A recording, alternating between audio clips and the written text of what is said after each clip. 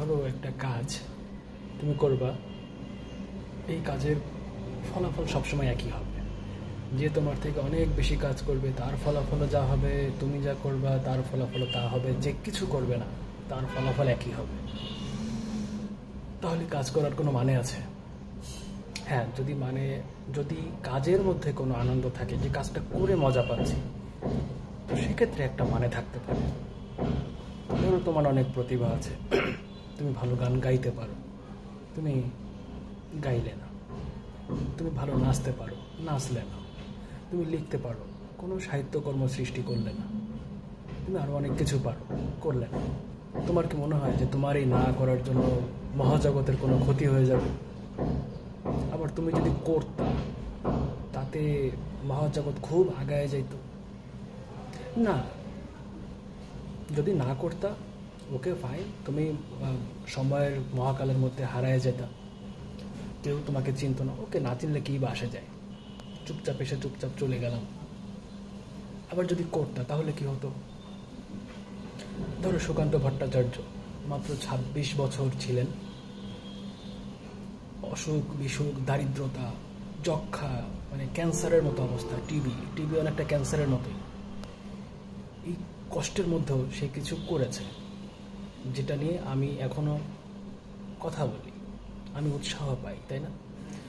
তুমি একটু আনন্দ করলে, আনন্দ নিয়ে একটু গাইলে, তোমার আনন্দ দেখে আরেকজনের আনন্দ লাগলো বা উৎসাহ পেল, তার মনটা একটু ভালো লাগলো।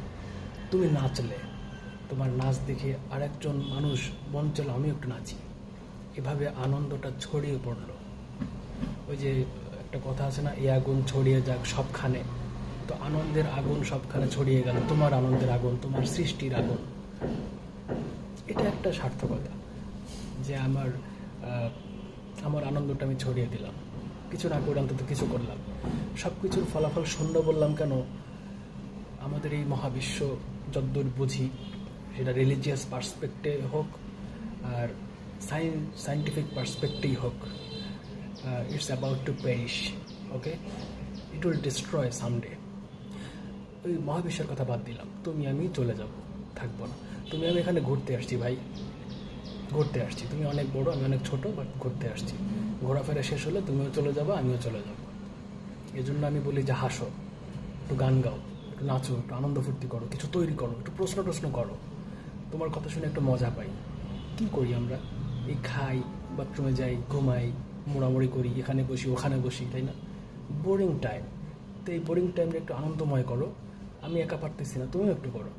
তোমারটা দেখে আমি একটু আনন্দ পাই। কিছু একটা করো। সময় কাটাচ্ছি, ভালোভাবে কাটাই।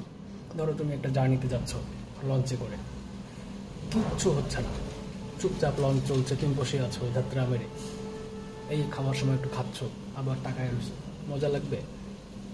একটু বিভিন্ন রকম আয়োজন হলে, একটা বৈচিত্র্য থাকলে মজা হয় না? So do something. রবীন্দ্রনাথ না লিখলে তারে কেউ মারত, আইনস্টাইন আবিষ্কার না করলে ওরা ফাঁসি দিত। ওরা কেন করছে? For fun, having fun, they were having fun.